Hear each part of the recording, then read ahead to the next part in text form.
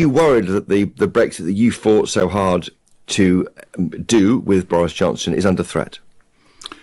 Yes, I've always been worried about it once this government was elected, and indeed I've been saying so for a very long time, that the instinct of Keir Starmer will be to reverse Brexit, but it won't be done openly. It'll be done by stealth. It'll be done gradually. It will be one cumulative piece assembled with another, and bit by bit the tapestry will start to assemble in the direction that he has always believed. I was in the government when the Prime Minister was negotiating on behalf of Jeremy Corbyn, for heaven's sake, with the Conservative government to see if we could find a way of bringing it in. And that's Theresa May, of course. Yes, and fulfilling the decision of the British people of 2016. And I recall vividly then just what it became clear was the objective, which is to reverse Brexit. It was an aim for a second referendum. We were on the And that's where we're going with this government, you think? Well, I don't think he'll go...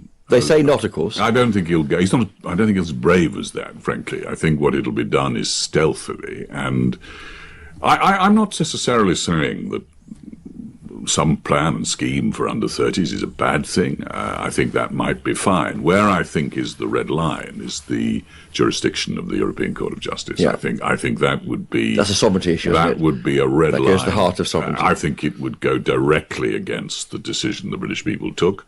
I think I'd be surprised if he did it, because it would require moral and political courage. So this is the latest excuse of Brexit's Project Fear. Hey everyone, it seems like every day we get a new explanation for why people voted to leave the European Union. Firstly, it was about reducing immigration. That hasn't gone to plan. Then it was about those amazing trade deals that would supposedly make up for lost EU trade. Well, that's backfired too.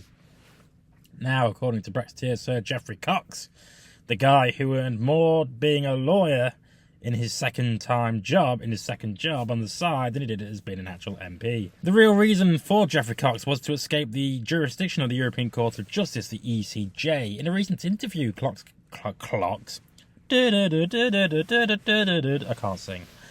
claimed the UK's red line should always have been the ECJ's jurisdiction, framing it as the main reason behind the Brexit vote. Interestingly, he mentioned being open to youth mobility schemes, but insisted the ECJ must remain off the table, describing it as a sovereignty issue. So now we're supposed to believe that the Brexit was all about the ECJ. Okay. It feels like a never-ending list of justifications. Back in 2016, voters were told Brexit was all about immigration, sovereignty and reclaiming control. Today it's supposedly about legal technicalities like the ECJ. Most voters probably couldn't even explain what the ECJ does, let alone consider it as a top reason for voting leave. But here's the thing. If we're talking about practicalities, it makes far more sense for the UK to rejoin the EU than just a single market. Why? Because rejoining the EU gives Britain a voice at the decision-making table, a seat in shaping the rules.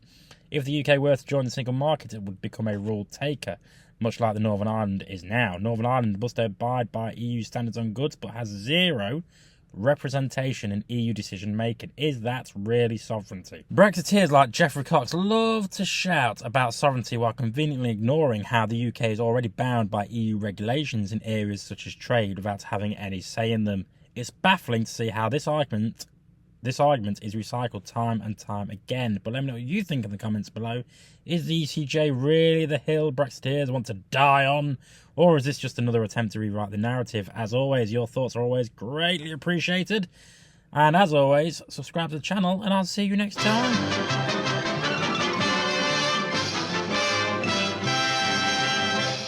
You actually made it to the end of the video. If you would like to subscribe to the channel, which, why haven't you already, is somewhere over there. And also, if you want to watch more videos, also check out over there. I've been Jake from Just Jake. See you later.